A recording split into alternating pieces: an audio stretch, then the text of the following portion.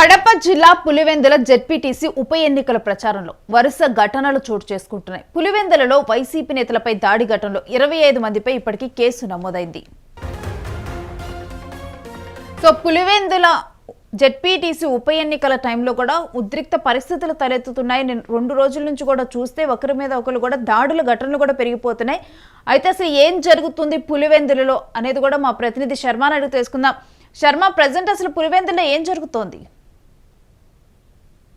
ZPTC ఉప ఎన్నికలకు సంబంధించినటువంటి ఈ సమరాంగణంలో దాదాపు ఇప్పుడు ఈ 2 రోజులు జరిగినటువంటి ఘటనల మీద పెద్ద ఎత్తున కేసులు నమోదు కావడం జరిగింది. అవన్నీ కూడా ఎన్నికల కేసులే. ప్రధానంగా జెడ్పీటీసీ ఈ ఉప ఎన్నికల ప్రచారానికి పాల్గొన్నటువంటి వైసీపీ నేతలపై దాడి జరిగిన ఘటనలో దాదాపు 25 మందిపై కేసు నమోదైంది టీడీపీ నేతలపై. ఇందులో ప్రధానంగా నిన్న నల్లగొండవారిపల్లిలో వైసీపీ ఎమ్మెల్సీ రమేష్ యాదవ్, తర్వాత అట్లాగే వేల్పూర్ రాముపై జరిగినటువంటి దాడిలో ఈ పులివెందులకు సంబంధించిన టీడీపీ ఇన్ఛార్జ్ బీటెక్ రవి సంబంధించిన సోదరుడు ఎవరైతే ఉన్నారో భరత్ రెడ్డిపై కూడా కేసు నమోదు చేసి తెలుస్తుంది. అట్లాగే వైసీపీ నేత వేల్పూర్ అంటే ముందు రోజు జరిగినటువంటి ఘటనలో కూడా టీడీపీ నేతలపై కేసు నమోదైంది. ఇందులో కూడా ప్రధానమైనటువంటి నేతలు ఉండడం ఇక్కడ ఆందోళన కలిగిస్తుంది. ఇదే విధంగా మొత్తం ఈ 2 రోజులు జరిగిన ఘటనల మీద నిన్న మధ్యాహ్నం ఏదైతే వైసీపీ నాయకులు పోలీస్ స్టేషన్ దగ్గరకు వచ్చి నిరసన కార్యక్రమం చేశారో ఆ ఘటనకు సంబంధించి ఎన్నికల కోడ్ ఉల్లంఘన, తర్వాత వచ్చేసి నిబంధనల ఉల్లంఘన కేసుకు సంబంధించి దాదాపు ఎంపీ వైఎస్ అవినాష్ రెడ్డితో పాటు మరికొంతమంది ముఖ్య నేతల మీద దాదాపు 100 మంది మీద కేసు నమోదైంది. మొత్తానికి ఇంకా ఎన్నిక జరగలేదు. ఇంకా 4 రోజుల ప్రచారం మిగిలి ఉంది. ఇంకా ఇప్పటికీ కేవలం చిన్న ఎలక్షన్, ఈ చిన్న ఎలక్షన్స్ తో కూడా ఇంత పెద్ద ఎత్తున ఎన్నికల కేసులు నమోదు కావడం, దాంట్లో కీలక ఇరు పార్టీలు చెందినటువంటి కీలక నేతలపై కేసు నమోదు కావడం కూడా కొంచెం చర్చనీయాంశంగా మారింది. రేణు, అయితే శర్మ, ఇప్పటికే కూడా పోలీసులు ఈ ప్రచారంలో ఎవరు ఏ ప్రాంతాల్లో ప్రచారం అంటే వైసీపీ, టీడీపీ కూడా కూటమి ప్రభుత్వం కూడా ఒకే దగ్గర కూడా ప్రచారం నిర్వహించకుండా ఆల్రెడీ కూడా సర్టెన్ రూల్స్ అనేవి పాస్ చేసింది. అయినప్పటికీ కూడా ఇటువంటి ఘటనలు ఎందుకు చోటు చేసుకుంటున్నాయి?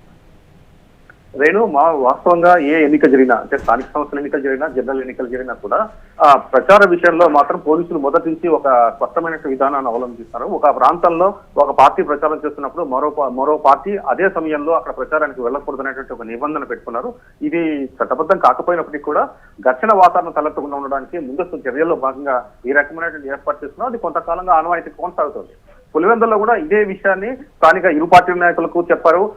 ఫాలో కమ్మని కూడా వాళ్ళకు సూచించడం జరిగింది. అయితే నిన్న నల్లగొండ వాళ్ళు పనిచేసిన ఘటన ఏంటి అంటే, ఎవరైతే వైసీపీ నేతలు వెళ్లారో అక్కడ తమ బంధువులతో మాట్లాడడానికి వెళ్ళామని, తర్వాత అలాగే ఇటీవల వైసీపీ నుంచి టీడీపీలోకి వెళ్ళినటువంటి నాగేంద్ర రెడ్డి అనే వ్యక్తితో మాట్లాడడం కోసం వెళ్లిన సందర్భంలో వాళ్ళని భయభ్రాంతులు గురి చేశారన్న కారణంతో ఆవేశానికి లోని టీడీపీ నేతలు దాడి చేశారని ఫిర్యాదు అందింది. తర్వాత ఆ ఘటన జరిగినట్టు చెబుతున్నారు. రేణు, రైట్. అయితే ఇప్పుడు ప్రజెంట్ పులివెందుల్లో ఎటువంటి అంటే, ఎందుకంటే గతంలో ఉన్న ఫ్యాక్షన్ రాజకీయాలు కానీ వీటన్నిటిని దృష్టిలో ఉంచుకొని ఇక్కడ నిబంధనలు పెట్టాము అని చెప్పి కూడా వెల్లడించడం జరిగింది నిన్న సాయంత్రం పోలీస్ శాఖ. సో ఇప్పుడు అక్కడ పులివెందులో ఎటువంటి భద్రత కానీ ఎటువంటి రూల్స్ కొనసాగుతూ ఉన్నాయి? రేణు, మొన్న జరిగినటువంటి ఘటన నేపథ్యంలో పోలీసు బందోబస్తు పెరిగింది. తర్వాత అనేక ప్రాంతాల్లో టికెటింగ్లు ఏర్పాటు చేశారు. అట్లాగే ఎక్కడైతే ప్రచారం జరుగుతుందో ఇరు పార్టీలకు సంబంధించిన నాయకులు ఎక్కడైతే ప్రచారం చేస్తున్నారో అక్కడ కూడా సిబ్బందిని పెంచారు. తర్వాత ప్రతి అంశాన్ని పరిశీలిస్తున్నారు. తర్వాత పోలీస్ డ్రోన్ల ద్వారా కూడా పర్యవేక్షిస్తున్న పరిస్థితి కనపడుతుంది. రేణు, మొత్తానికి నిన్న డీఐజీ పోయిన ప్రవీణ్ కూడా ఇక్కడికి రావడం, తర్వాత ఎన్నికలకు సంబంధించి స్థానిక అధికారులతో చర్చించడం జరిగింది. వాళ్ళకు స్పష్టమైన ఆదేశాలు కూడా ఇచ్చారు. ఎన్నికల హింస జరగకుండా, ఎన్నికల్లో ప్రశాంతంగా జరిగేందుకు ఏ రకమైన చర్యలు తీసుకోవాలో అన్ని చర్యలు తీసుకోవాలని సిబ్బందిని ఆదేశించడం జరిగింది. ఎవరైనా ఉల్లంఘిస్తే పోలీసులు చేసే సూచనలు కానీ, తర్వాత ఎన్నికల కోడ్ను ఉల్లంఘించిన వారిపై కఠినంగా వ్యవహరిస్తామని, ఏ పార్టీ వారైనా మేము ఇబ్బంది పెడతామని, ఖచ్చితంగా కేసు నమోదు చేస్తామని స్పష్టంగా చెప్పారు. ఇంకోటి ఏంటంటే, పులివెందులకు ఒక పాత చరిత్ర ఉంది, తర్వాత ఫ్యాక్షన్ చరిత్ర ఉంది. ఇక్కడ తరచూ గొడవలకు జరిగేటువంటి అవకాశం ఉంది. తర్వాత ఎన్నికల్లో ముఖ్యంగా గతంలో జరిగిన ఘటనల దృష్ట్యా ఈసారి కూడా మేము కట్టుదిట్టంగా ఏర్పాటు చేసి ఎవరు అలాంటి చర్యలకు పాల్పడవద్దని డీఐజీ కోయపురం హెచ్చరించడం జరిగింది. Right, thanks for the details Sharma. So present ZPTC ఉప ఎన్నికల సందర్భంగా కూడా 2 రోజుల నుంచి కూడా చూస్తే పులివెందుల్లో దాడుల ఘటన పెరిగింది. దాడులు చేసుకోవటం వల్ల కూడా ఇప్పుడు టీడీపీ, దీనికి సంబంధించి కూటమి ప్రభుత్వం కానీ వైసీపీ కానీ వాళ్ళ వర్షన్స్ వినిపిస్తూ ఉన్నాయని చెప్పి కూడా చెబుతూ ఉన్నారు. బట్ ఏది ఏమైనప్పటికీ కూడా ఘర్షణ వాతావరణం తలెత్తకుండా గతంలో జరిగిన ఇన్సిడెంట్స్ని కానీ వీటన్నిటిని అక్కడ ఉన్న వాస్తవ పరిస్థితిని కానీ దృష్టిలో ఉంచుకొని కొన్ని నిబంధనలు అనేవి ఏర్పాటు చేయడం జరిగింది.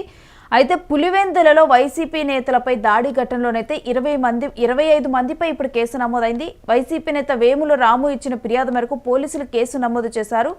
బుధవారం పులివెందుల మండలం నల్లగొండవారిపల్లెలో కూడా ఎన్నికల ప్రచారం నిర్వహించారు. ఎమ్మెల్సీ రమేష్ యాదవ్ వీళ్ళు నిర్వహించినప్పుడు కూడా ఇక అక్కడ ఉద్రిక్త పరిస్థితులు అనేవి తలెత్తాయి. ఇక దాని మీద అయితే కేసు నమోదు చేయటం అయితే జరిగింది. అయితే పోలీసులు నిన్న సాయంత్రం అవినాష్ రెడ్డి వీళ్ళు వెళ్ళి కూడా పోలీసులకు ఒక